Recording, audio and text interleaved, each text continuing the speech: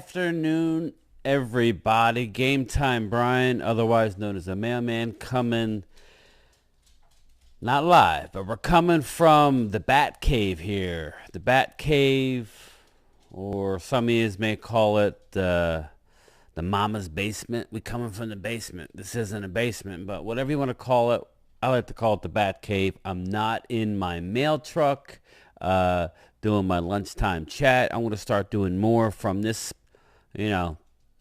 setup. I'm excited about what's about to happen as we gear up for the football season. But before we get into why I'm making this video, let's first just take a moment to appreciate and understand why we celebrate the 4th of July. Happy 4th of July, everybody. I hope everybody has a great day. Eat, drink, be merry, but most of all, please be safe. But some of the young people out there, I think that's all they do is get caught up in the partying, fireworks, eating, drinking. But hey, nothing against all that. But let's just take a moment to remember why we celebrate the 4th of July. July 4th, 1776. The Second Continental Congress unanimously adopted the Declaration of Independence, which basically separated us from Great Britain, and we basically had our own union. We created our own colony. Hence, the United States. We separated ourselves, and we started onward with us as a nation. We then did our Constitution, and the rest is history. But it's a day where I like to, even though I like to reflect on all the people who have laid their lives on the line to uphold our freedoms that we have today. So just take a moment. Yes, enjoy the day, but it's also about us being separated from Great Britain, and the United States as a whole was created. So, that's it. Not to get on the history lesson, but that's why we celebrate it. I know, as it gets dark, I'll be giving my dogs calming chews because they freak out with fireworks. I'm sure a lot of you have the same problem with animals, but at the same time, I enjoy it. My kids are a little older, so I don't have kids who have to see fireworks, but that time of year, unfortunately, we have to deal with that type of stuff. But I enjoy the day as a whole. Be careful, please. Please be careful if you're driving, lighting fireworks. JPP, you know what I'm talking about, man. No holding fireworks. But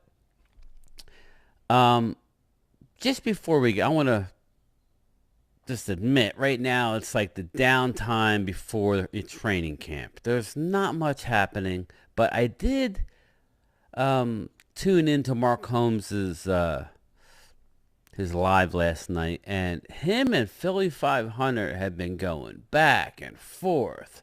Philly500 is saying that Mark is saying that we lost 7 people. Eagles, you did lose 7 starters on defense.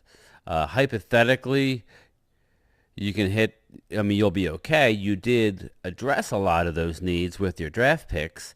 But you know how rookies are. But let's get into those draft picks. Jalen Carter, I was on record as saying I had him rated number 1 overall. I thought he was the most talented player in the draft. He dropped to 10 because NFL teams are scared. We're scared away from him. He's a very immature young man. Now, he can mature. He could develop. It was the right pick for the Eagles. It absolutely was. I would have done it.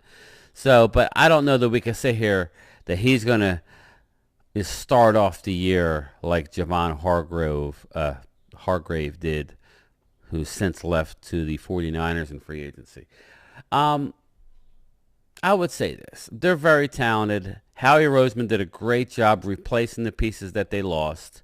But the jury is still out. The book isn't finished. We need to let that. They're probably not going to be as good off the bat. We'll see about long term. The potential's there, and Philly 500 should be happy. He should be thrilled that they were able to replace their veterans with these young guys. They have the potential to be dynamic. Whether it's going to happen this season or not, usually rookies don't come in and have that unbelievable impact. What Micah Parsons did is not common. That's a rarity. It doesn't normally happen, but listen, man, I don't have a problem with what the Eagles did, and Philly 500 thinks they're going to be better. Mark Holmes is saying basically the same thing on the Cowboys side. You know, I was shocked, as you guys saw at the draft, when they made the pick. I was shocked that we took a defensive interior lineman. We haven't done that since Russell Maryland in the early 90s, so it's been forever. So, Mozzie Smith, we are going, we're going to see what kind of impact he's going to have. Like Philly 500, Mark Holmes, and I think that it's going to be an upgrade. And I got news for you, people. All NFL teams right now, he's sitting here on July 4th, less than a month away from training camp, or be right about a month. Yeah, no, less than a month, because I know we report on the 26th. Everybody's optimistic. This is, the time to be optimistic is right now. So, Philly 500, we will see you on the field, my man. It's gonna be an exciting year. Mark Holmes, you have every right to be optimistic. There's no wrong person here, but it's gonna be fun talking about it, right? It's gonna be real fun. But all NFL teams should be excited. Listen, we can be honest. There's a couple teams that got no shot, but I ain't gonna tell that to them. Everybody's 0-0 right now. Everybody's 0-0. This is the time to be optimistic. So, but getting to training camp, yes, the Cowboys report, or the first practice, I believe, is the 26th of July. It is coming very, very fast. I'm excited because there's not much to really talk about. It's the Eagles fans. I just made a video like a few days ago. The Eagles fans are calling out Dallas, saying they haven't won anything in a long time, saying Dak Prescott can't get them to the big game. Cowboys fans are saying, but wait a second, you Eagle fans have only won one Super Bowl. You're the last team that needs to be you're talking to us about winning. But listen, in reality, we haven't done nothing substantial since the mid-90s, the early to mid-90s. The Eagles have had more postseason success, but I will reiterate it again, Eagles fans.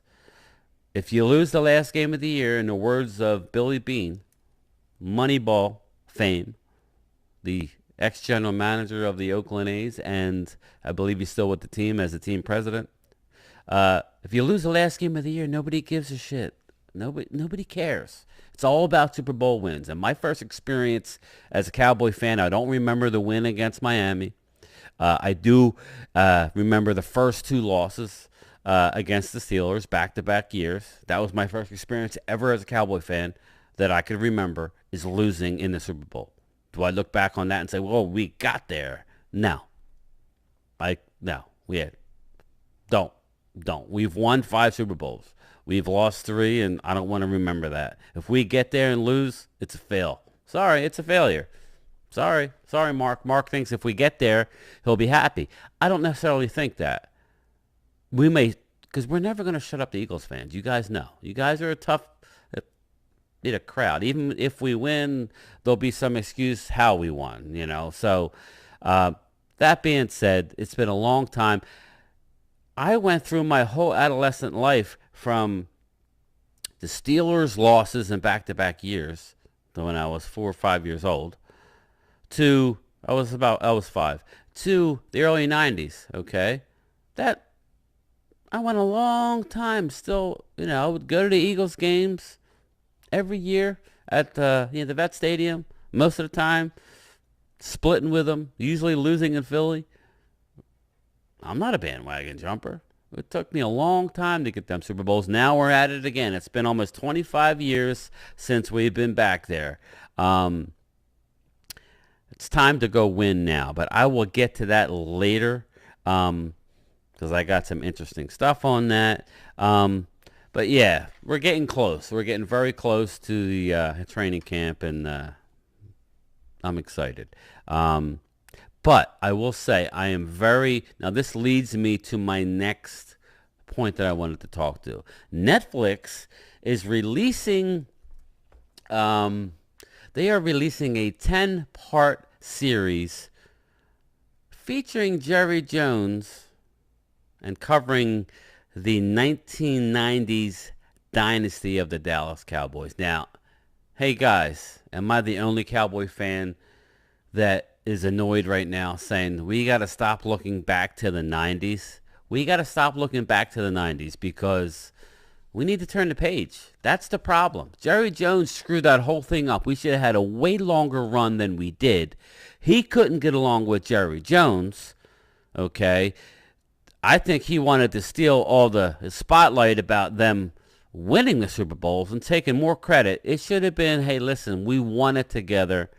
Let's celebrate together. Let's give equal credit, even though everybody, and I mean everybody, knows that it was Jerry Jones allowing Jimmy Johnson to wheel and deal, trade Herschel Walker, get those picks from the Vikings, turn it into Troy Aikman, on and on and on. Emmitt Smith, that's what made the Cowboys. Okay? But it's been forever. Jerry Jones wanted to put Jimmy Johnson in the Ring of Honor, which is a crying shame. I almost feel like there's a cloud over this organization until we do put him in that Ring of Honor. I just hope it's not posthumously after the man's passed away.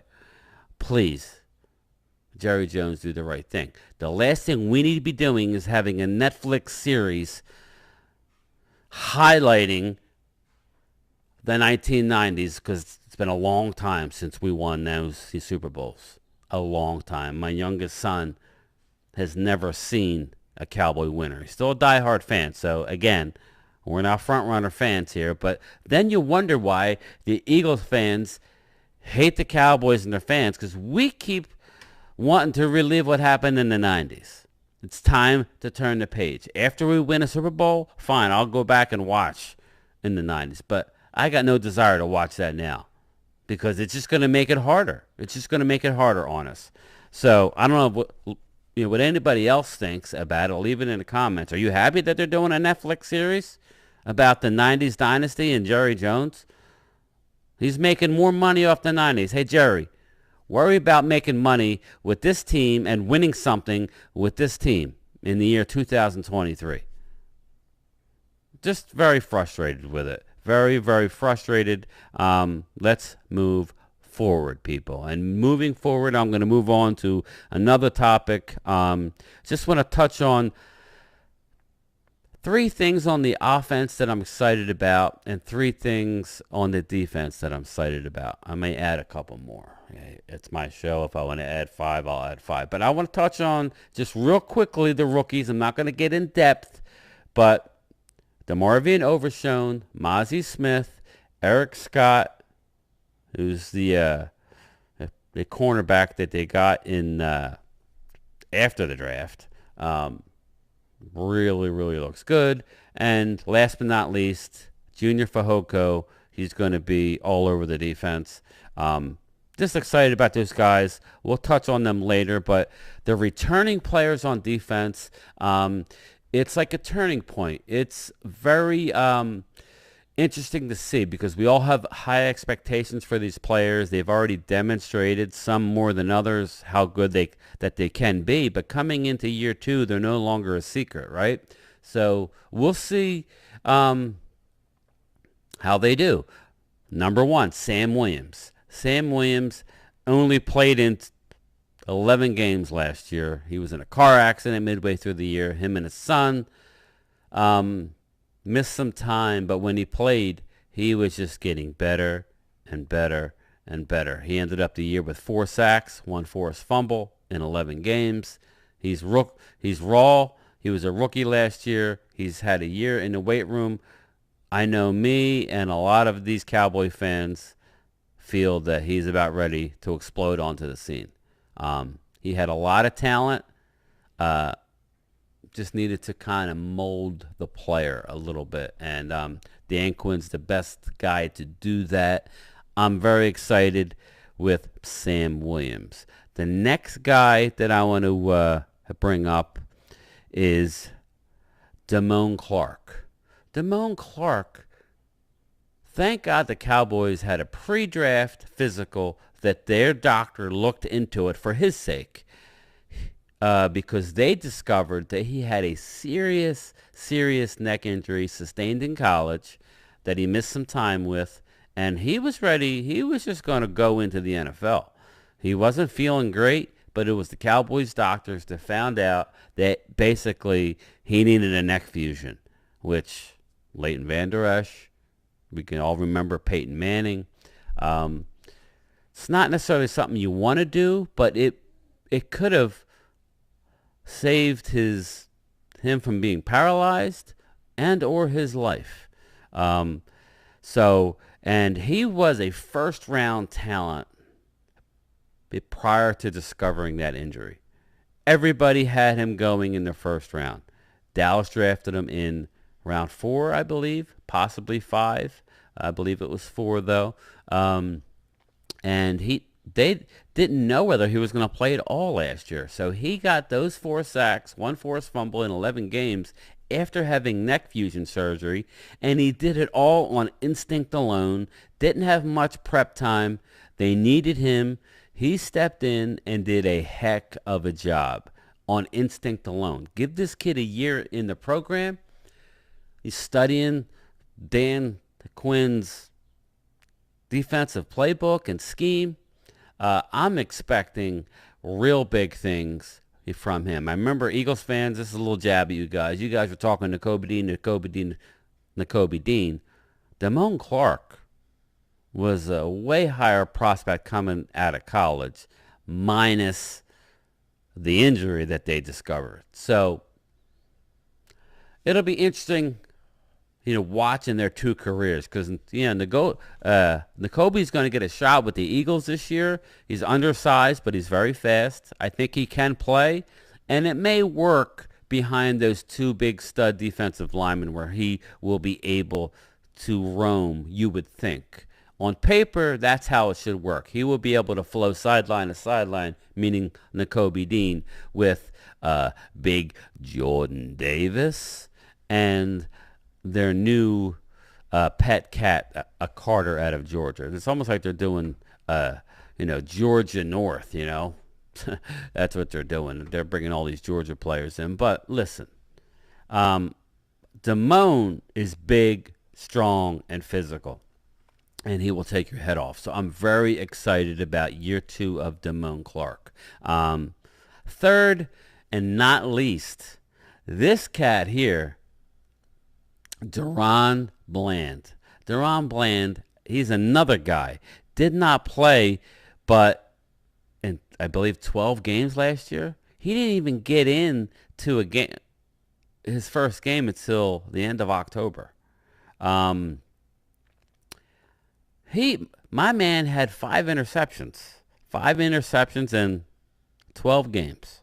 Or 11 games. It was either 11 or 12. I'd have to go back and look. But it wasn't a full season. He's a playmaker, and he's going to be expected to come out and take over that slot, a corner spot. He's going to start day 1 at the slot. So Duron Bland is a playmaker. They really loved him in training camp last year. Dan Quinn found him. They drafted him in round 5, I believe. Regardless, they didn't. I'm not sure that they thought they knew what they had when they got him, but I'm curious to see what he's going to do in year 2. Be Duron Bland, man, with Gilmore now And you got Diggs on the other side, and then you have Bland, not to mention the rookies that we got. Israel Mukwamu, that stepped up going into the playoffs, looked really good.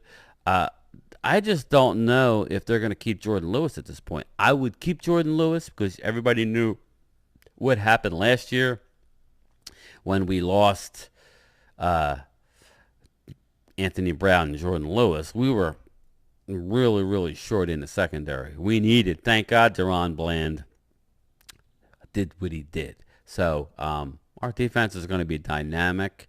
There are some question marks. Are these guys going to be able to go into year 2 hitting the ground running? I say yes.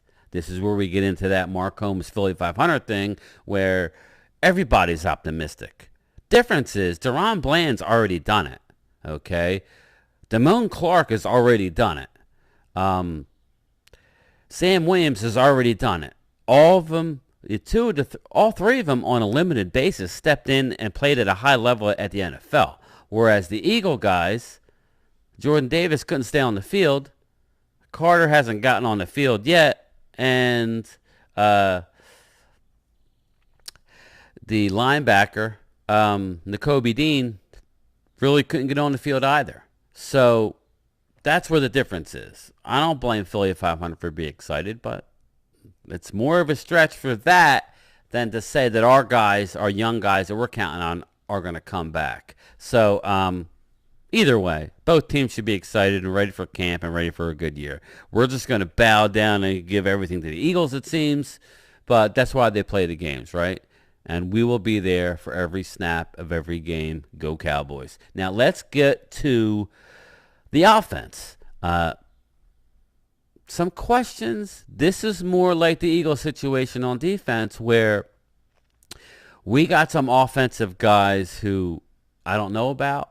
I'm pretty happy with what I'm hearing. I'm big on Jalen Tolbert, but Jalen Tolbert has really stepped up in the offseason. He looks like a totally different player. Like I told everybody, I expected more from him last year. Yes, I definitely expected more from him last year. But when he made the jump from high school to college, his first year was almost a washout. He's the type of guy that needs to be comfortable, involved a lot more than a rookie would normally be involved who's not a first-round draft pick in the NFL system. The playbook is a lot more. He's more comfortable. He's making more confident route running and decisions. He's on the same page with Dak. I'm excited about it, but we need to see it on the field. So I'm kind of like, what's going to happen? What's going to happen with, Jalen Tolbert? Now, his running mate that we picked up, probably going to be our number 2 wide receiver. However you want to shake it down, he's getting paid like a number 2 wide receiver, especially after when CD gets his new contract, which he's going to get, and that'll be part of my next video, who should get contracts and who should not get contracts, but that'll be next video. Brandon Cooks. Brandon Cooks has had 1,000 yards every time he's played a full season in the NFL. There's only 2 times he didn't get 1,000 yards, and that was because he got hurt. That's the question mark. Is he going to come in and fit with Dak right away? I hope so. They're working a lot in Dak's backyard with the new Texas Coast offense. But you still have to do it. When the games count, you have to do it. So it'll be interesting to see him in this offense. Hopefully him and Dak can get a connection early because that's only going to make CeeDee Lamb even better. Michael Gallup coming back from a year removed from that ACL injury that he suffered on the same knee. Brandon Cooks is huge for that offense. But it's still one of those, we have to see it. We haven't seen it. We got to kind of hope that all that comes together. Obviously, it's an optimistic season. I think it's going to happen. He caught 1,000 yards everywhere he's been. So That's it for the wide receivers. I mean, as far as non-rookie guys. Next guy I want to talk about, everybody's talking about Luke Schoonmaker, and he's got that plantar fascia. He's had it in college. Luke Schoonmaker is a big boy. He can block and open up holes, and he's deadly. They ran everything through him at the University of Michigan, especially in the red zone. He was a receiving threat. But the guy that I'm excited about in year 2 has trimmed down a little bit, has been working out, is living with Dak in his Dak yard. The 50-yard grass field that they have behind his house, is Jake Ferguson. Jake Ferguson had an awesome year. He caught 5 touchdowns for his limited amount of time, because when Dalton Schultz came back, they kind of put Ferguson on the back burner and used them very limited because of Dalton Schultz, and you're trying to keep Dalton Schultz happy. He was going into his free agent year. Meanwhile, Dalton Schultz should have taken that deal last year. For us Cowboy fans, I think it was a relief that he didn't. They offered him a 3-year, $36 million deal. Not sure about the guarantees, but it was way more than 1 year, $9 or $10 million that he got with the Houston Texans. Be that as it may, I'm really excited about Hendershot and Jake Ferguson this year in year 2 in this system. And they're going to grow with the new Texas Coast offense. I'm excited about it. Look for Jake Ferguson to have a breakout season this year. And like I said, that's not taken into consideration our second-round pick, Luke Schoonmaker, who is a blocking machine and a red zone threat. He's a big boy. So I'm very excited about that. Now, I will touch on 3, offensive guys. I just touched on the rookies that I'm looking forward to seeing, but I'm not really going to get too deep into it. Schoonmaker, he needs to stay healthy. He's got that plantar fascia issue, but look for him to be in on the goal line situations, opening up. Hunter Lepke, they really love this kid. North Dakota State, fullback. He kind of has that John Kuhn-esque to him. Again, we're getting into the short yardage. That's where we struggled last year, the short yardage run game. Look for Hunter Lepke to open up some holes. And Deuce Vaughn, man, how could I leave this awesome story for last? But Deuce Vaughn, his dad works for the Cowboys scouting. They didn't take him early because of it. If anything, they waited, and they were like, this talent is still on the board. At this point, we cannot look past his name any longer. Deuce Vaughn is a playmaker. Good luck stopping him on third down, because they're already having a hard time. When he puts his foot in the ground, these defenders have a hard time tackling him. If you want to stop Deuce Vaughn, it's before he's able to get going. He is very, very small, even smaller than Darren Sproles with the Eagles, slightly smaller. Now, he will get stronger. Darren Sproles didn't come into the league his first year that big. But Darren Sproles is a little taller than Deuce Vaughn. But that's who's been mentoring him, and very excited with his special teams qualities that he brings. So Kevontae Turpin, you kind of need to be ready to go, my man. You need to start making some plays. But at the very least, it gives us another option. So I'm happy with that. But with the offense this year, it's all going to come down to offensive line, offensive line, offensive line. The Dallas Cowboys are going to go as far as their offensive line allows them to go. And that's just a fact. We need to see Terrence Steele ready to go week 1, 100%. I heard early in the offseason how Terrence Steele was ahead of schedule. He was running. He was on the cords. Well, he didn't do nothing in OTAs.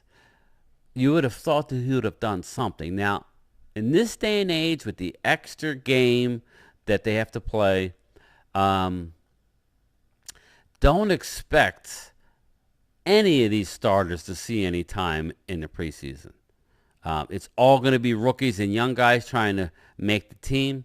It's Josh Ball, Simi Fehoko, Kelvin Joseph. These guys are, they're going to have to play a lot. Even the linebacker out of LSU, not Damon Clark. I can't think of his name right now. But yeah, these guys, it's time to either step up or get out. There's no more, waiting for their development. This team is too talented. But we got two young guys on the offensive line, okay? We got Asim Richards and TJ Bass. They're making this team. They are already standing out in the OTAs. They're already looking good on the offensive line. They're not going to be ready to start this year, though. They need a year in the NFL program getting stronger. That's why I said we need Terrence Steele to be ready to go by week 1, and I think he will be, but it's yet to be determined. He's looking good, but yeah, he didn't do anything in OTA. So that's a big deal, because the one thing I don't want to see, people, is I don't want to see Tyron Smith anywhere near the right tackle spot, because if you watched it in the playoffs, it didn't look good. Tyron, I love you. You're a Hall of Fame player at the left tackle spot. I don't want to see you on the right side. If we're going with our best 5, and and they indicate that he's part of that best 5, he needs to play left tackle. That's the position he knows until he gets hurt. And I hope this is the year he don't get hurt, but I think we all know what's going to happen there. But knock on wood, that don't happen. You slide Tyler into left guard. You have Terrence Steele at right tackle. You got the Hall of Famer at right guard, Zach Martin. You got the Pro Bowler, Tyler Biadasz at center. So do that. Please, let's go with that 5. But we're going to go as far as that O-line takes us. So stay tuned for Terrence Steele. That is huge. Everybody else we have on our roster, yeah, we have some guys who they're very excited about. Matt Waletzko, I know they're excited about. Like I told you about the 2 young guys. Josh Ball, this is a make it or break it year. Again, we're going to go as far as our O-line takes us. So, our next subject that I kind of wanted to talk about is I'm not going to training camp. Me and Mark have decided not to go to training camp. He had asked me, hey, do you want to go to training camp? Excuse me. And nowadays, you need to have like 10, 14 days if you want to catch anything out there. The way they schedule it, and then change their mind on the fly. It's just a lot. I don't know who's got 2 weeks to go out there for training camp to really see anything substantial. So we decided that we want to go to the Hall of Fame. We're going to go, to Canton, Ohio, most likely for the game. That's what I was telling him. I'd never been there. I'm very excited to go there. The game is the Cleveland Browns against the Aaron Rodgers-less Jets, because he ain't playing. But yeah, who knows? It's not so much about the game. It's about the induction. But I've never even been to Canton. It'll be cool to hook up with Loyal Cowboy, a.k.a. James Nooks. And we'll see if I Love Weed shows up. He's only like an hour away, I think. It would be really cool to meet up with some fans out there as well. But I would like to go for the game, leading up to the Saturday night for the inductions of Chuck Howley and the guy who should have won a Super Bowl here, DeMarcus Ware. He should have been here. If we had Dan Quinn at that time, we would have won a Super Bowl because our offense was super. But we just never seemed to put it all together. We either had a real good defense and no offense, or an unbelievable offense and no defense. So I'm definitely looking forward to going there, doing some good content with Mark on the way down, doing some live streams. It'll be fun. Just, I'm not sure who's all going to go, but I think we're going to keep it small. But yeah, it should be fun. I'm looking forward to it. I really am. it's like I said before, we're in that like dog days of the summer. We really are. We are in um, where there's not much to talk about, but I do know that the Eagles are talking a lot of junk, and we touched on that with me and Primetime Phil on Primetime Phil, brought to you by Primetime Studios, where every Saturday night in the off season we'll be live this Saturday night on Primetime Phil. Uh, talking about everything that's going on leading up to camp. We'll probably have some guests on. I'm hoping that the Eagles fans are starting to pick up on the fact that we just don't bash the Eagles fans. We actually give you a chance to talk and hear your point of view. You should be excited, Eagles fans. You have a very, very good team, but I got news for you. We have an awesome team as well. So join me and my partner, Primetime Phil, Saturday night, 7 o'clock Eastern on Primetime Phil. I will, when we have the link, I will link that into this video and every video leading up to this Saturday. I'll probably do another video. Like I said, I'm getting used to this, doing this here from my house instead of always going live. Expect more from me and my content. Me and Phil are going to start live streaming games. It's very exciting. I'm getting more. It's easier to go on somebody, with somebody else. Let them hit all the buttons, and you just sit back and hear yourself talk. That's easy. When you're sitting here by yourself and you have to do it all, I'm getting my bearings, but hopefully it gets better. But I love what I'm doing, and it seems like everybody is loving it as well. So I hope you guys hang around for the ride. You can hit me up on Twitter. It's Game Time Brian. You can hit me up on Facebook and on Instagram. But saying that, I will see all you guys later in the week, and I will see you on Saturday night. Peace. Game Time Brian. Peace out.